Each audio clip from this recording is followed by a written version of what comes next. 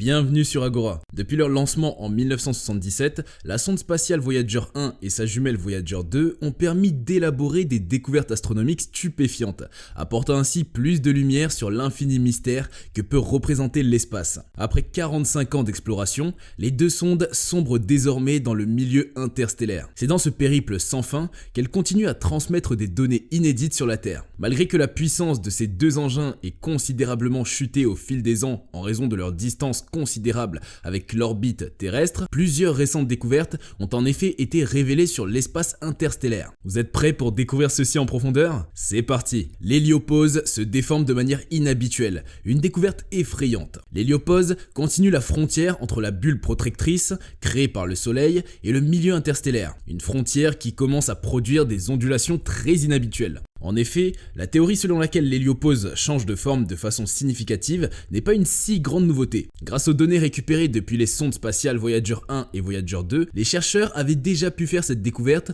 au cours de la précédente décennie. En plus des informations apportées par ces deux engins, la contribution du satellite IBEX, Interstellar Boundary Explorer, lancé en 2008 par la NASA, n'a été que bénéfique pour l'élucidation de ce phénomène. Le but initial de ce dernier a été d'étudier les émissions d'atomes neutres énergétique, ENA, créée lorsque les vents solaires et le milieu interstellaire sont en interaction. Eric Zienston a déclaré: les sondes Voyager fournissent la seule mesure directe et in situ de l'emplacement de ces frontières, mais seulement en un point de l'espace et du temps. IBEX permet de compléter les données. Comment se déroule le changement de l'héliopause? Malgré la difficulté à observer de manière précise cette zone qui mêle vent solaire et milieu interstellaire, les scientifiques ont pu, grâce aux données collectées, créer des modèles illustrant comment pourrait se dérouler ce phénomène de changement de forme de l'héliopause ainsi qu'une simulation sur son évolution. L'explication ressortie à ce jour dévoile en effet que ce changement de forme est dû au fait que les vents solaires et le milieu interstellaire se sollicitent de façon contradictoire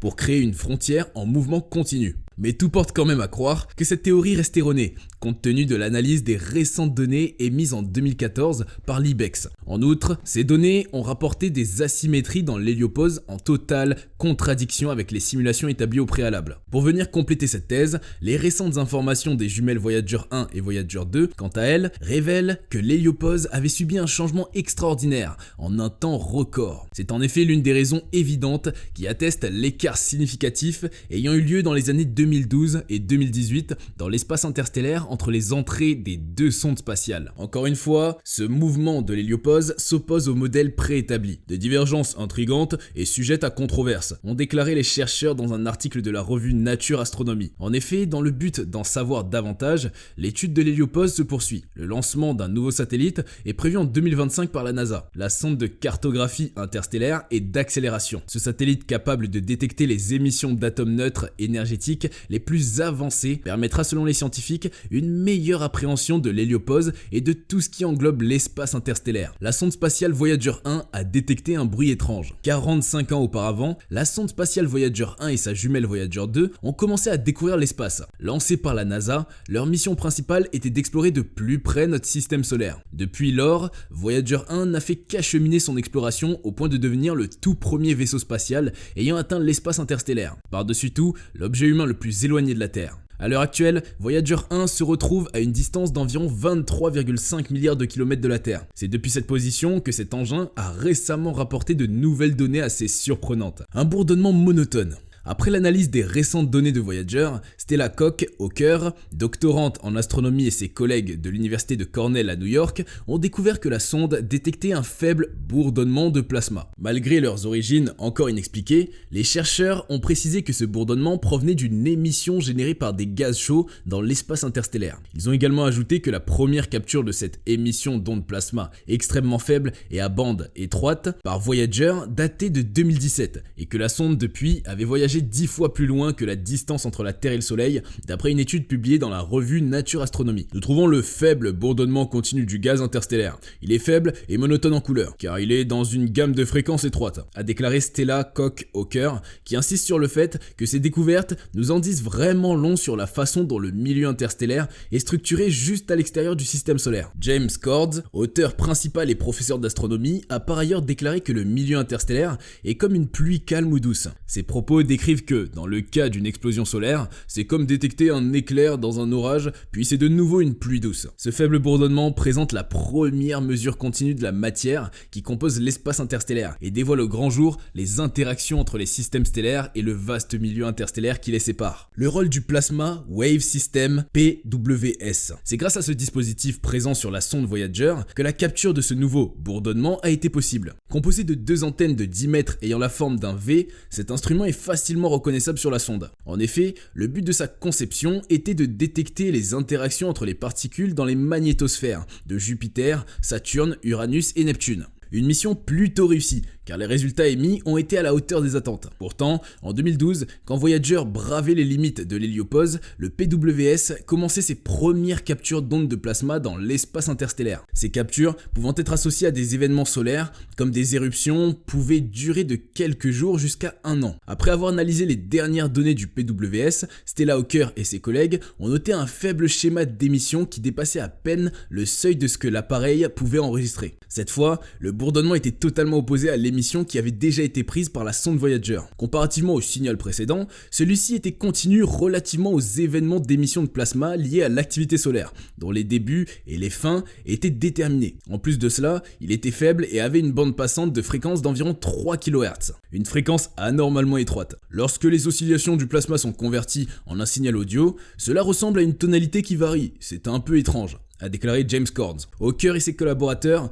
ont en déduit que Voyager 1 avait réussi à capturer les ondes ambiantes du plasma interstellaire, qui est en effet un bouillonnement de protons et d'électrons. De même, le Plasma Wave System a pu observer le comportement des particules autour des géantes gazeuses. Il écoute aujourd'hui des processus similaires au-delà de l'héliosphère. Nous nous demandions s'il y avait des signaux dans les données de Voyager qui attendaient encore d'être découverts. Donc nous étions vraiment intéressés à l'idée de creuser profondément dans les données à la recherche de quelque chose de différent de ce qui avait été trouvé auparavant, explique Hawker. Nous ne nous attendions pas nécessairement à trouver quelque chose, mais nous l'avons fait. Les mécanismes exacts à l'origine du bourdonnement encore inconnus. Selon Stella Hawker, l'explication la plus concevable est que les faibles ondes plasmatiques sont produites par les agitations thermiques des électrons dans le plasma. Dans un plasma, ces composants ne restent pas figés, ils sont très souvent en mouvement, et de ce fait, les mouvements de ces électrons pourraient générer de très faibles ondes de plasma. Cependant, les mécanismes exacts sous-jacents au bourdonnement ne sont pas encore connus, laissant de nouvelles questions ouvertes pour initier les études à venir. L'équipe espère que Voyager 1 continuera d'enregistrer ce signal fascinant afin de déterminer ses caractéristiques et son origine. Quelle est l'importance de cette découverte pour la science? De manière générale, cette découverte pourrait permettre aux scientifiques de mieux appréhender comment est-ce que le milieu interstellaire et le vent solaire interagissent. En plus, cela apporterait davantage plus de lumière sur la manière dont la bulle protectrice de l'héliosphère du système solaire est créée et modifiée par le milieu interstellaire. Cette étude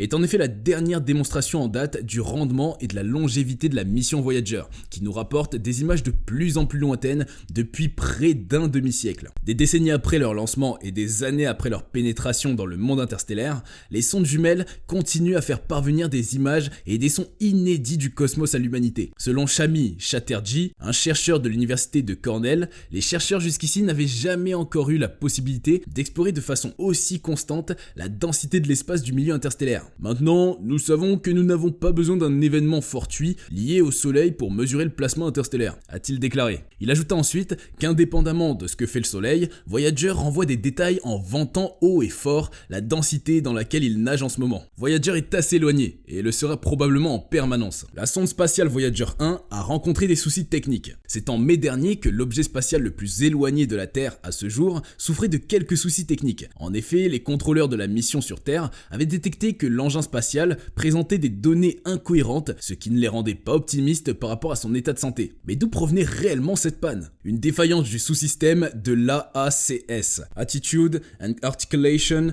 Control Subsystem. Selon les scientifiques en charge de la mission, l'AACS, ce petit bloc de 20 cm sur 40, dont le but principal est d'avoir un contrôle sur l'orientation de la sonde, ne présentait aucun problème. En plus de maintenir un système d'attitude de la sonde, ce dispositif a également pour fonction de garder la grande antenne du vaisseau pointée vers la Terre Terre, afin de ne pas rompre le contact avec les chercheurs en charge de la mission. C'est après un diagnostic qu'il a été découvert que Voyager 1 continuait tout de même d'exécuter les commandes qu'elle recevait et que son signal demeurait toujours permanent. Ces observations ont permis de déterminer que l'AACS n'avait cessé d'assurer ses fonctions. Par contre, la sonde renvoyait des informations de télémétrie en totale incohérence, au point même de laisser croire que celle-ci était reportée de manière hasardeuse. Susan Dodd, chef de projet pour la mission Voyager au Jet Propulsion Laboratory, avait d'ailleurs noté sur un post: un mystère comme celui-ci est en quelque sorte normal à ce stade de la mission. Le mystère de la panne est lucidé. Après plusieurs investigations, le mystère de la panne a enfin été résolu. Une prouesse à ovationner, car la sonde se trouve à l'heure actuelle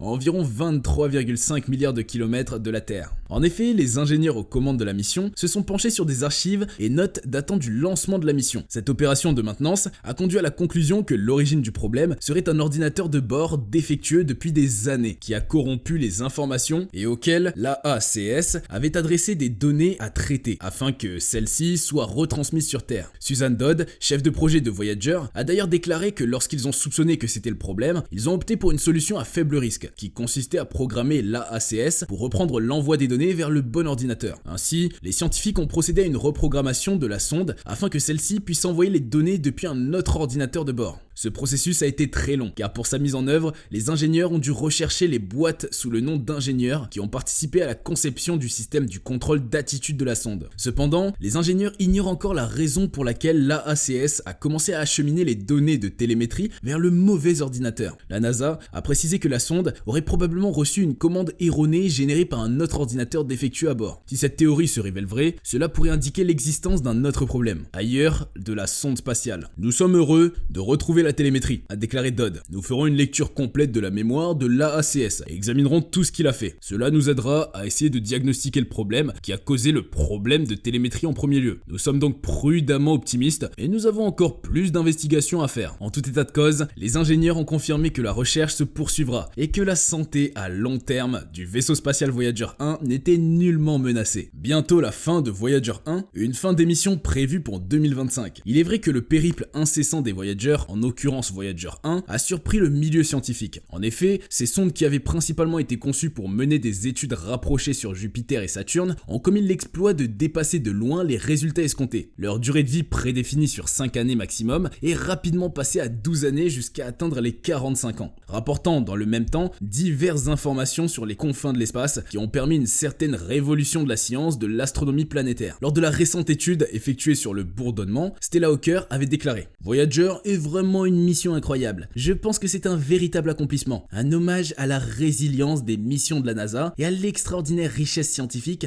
qu'elles peuvent conduire. Cela a été une expérience très enrichissante pour moi, car j'ai eu l'occasion d'apprendre des personnes qui ont participé à cette mission depuis sa création et qui l'ont vu passer par toutes sortes de découvertes et de revers. Toutes les montagnes russes d'une mission de 40 ans. Les scientifiques peuvent s'attendre à continuer à bénéficier pendant des années de la richesse des informations recueillies par les deux messagers de l'humanité. Malheureusement, leurs deux générateurs thermoélectriques à radioisotope, en service depuis près d'un demi-siècle, deviennent de moins en moins efficaces. Pour compenser cette perte d'énergie, la NASA économise progressivement ses équipements, mais dans des délais très courts. Les chercheurs prédisent une fin d'émission du signal de la sonde spatiale dans un avenir proche. En effet, la récente détection du bourdonnement par l'engin était une belle surprise. Les chercheurs estiment que celle-ci continuera d'émettre jusqu'à 2025. Après cela, elle poursuivra son périple sans fin dans l'infini de l'espace. Qu'en est-il de Voyager 2 ? Voyager 2, la sœur jumelle de Voyager 1, continue de bien fonctionner dans l'espace interstellaire à 20 milliards de kilomètres de la Terre. Au fil des ans, comme c'était le cas avec sa sœur, les instruments de la sonde Voyager 2 ont été coupés. Afin d'économiser de l'énergie, le premier appareil mis hors tension a été le système d'imagerie en 1998. Toujours, elle continue de faire parvenir à la Terre des données sur les rayons cosmiques et les vents solaires. Pour l'instant, elle poursuit sa mission si loin que le signal du vaisseau spatial met 18 heures pour atteindre la Terre